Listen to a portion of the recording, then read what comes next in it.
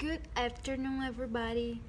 Today, in our video lesson of the week, we're going to talk about Freud's book called Civilization and Its Discontents.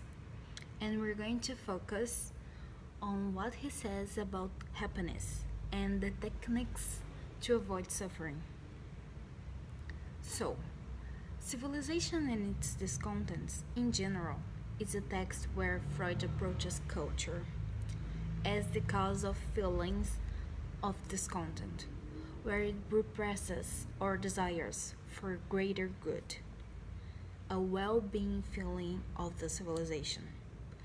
As Freud writes, if civilization requires such sacrifices, not only of sexuality but also of the aggressive tendencies in mankind, we can better understand why it should be so hard for men to feel happy in it.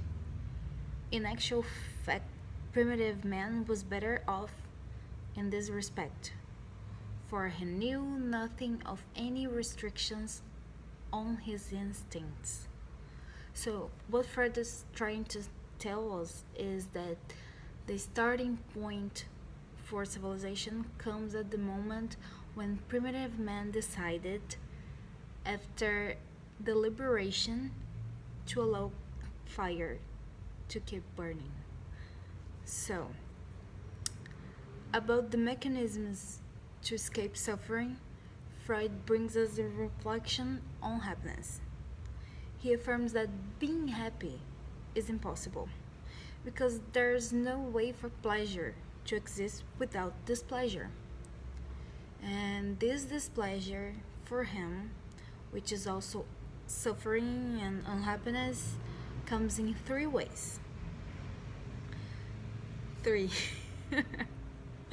So the first one is death. When we realize the inevitable dissolution of our existence, this brings us unhappiness.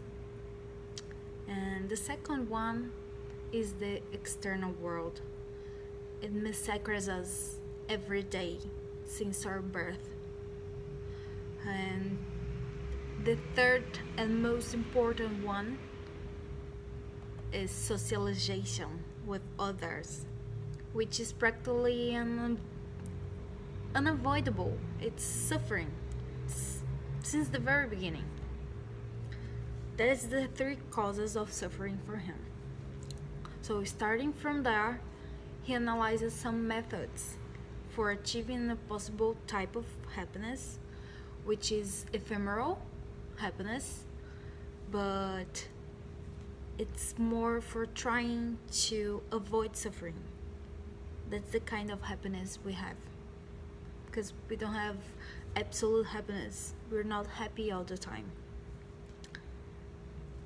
So let's talk about the techniques. The first technique he mentions is using psychotropics, which he judges the most effective coping mechanism because it brings immediate pleasure and leads to independence, at least psychic, of the external world. So the second are the sources of psychic and intellectual work. It is called sublimation, where pleasure is attained from intellectual activity. The biggest problem here in this method is that it's not accessible for everybody. Not everybody can reach that kind of intellectual work to cope with suffering, to give pleasure. The other techniques that are two that are enjoyment of art and enjoyment of aesthetics. Here, pleasure takes place by the illusion of imagination. The illusion of imagination, and where the enjoyment of artworks brings us relief from the tension provoked by reality. And the enjoyment of beauty, aesthetics, brings us to a pleasure among our senses. It's contemplative, it is inebriating, and since the very beginning takes our attention. There's no way to to not mention it. Then he cites love as the closest approach to absolute happiness, when we guide our existence from it as a central point. So, and with the sexual love as the most intense experience of all. It is capable of bringing us unique pleasure.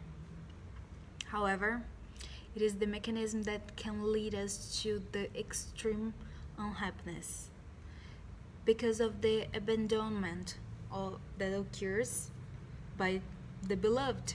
So people don't love us anymore and they leave us, and that's sad. That brings suffering. And the last one, he mentions like religious peoples. Religion as a mechanism to ward off pain. When man does not bear the pressure of reality, he appeals to religion as a way of giving meaning, of even reshaping reality. It results in a delirium to protect the suffering of not belonging.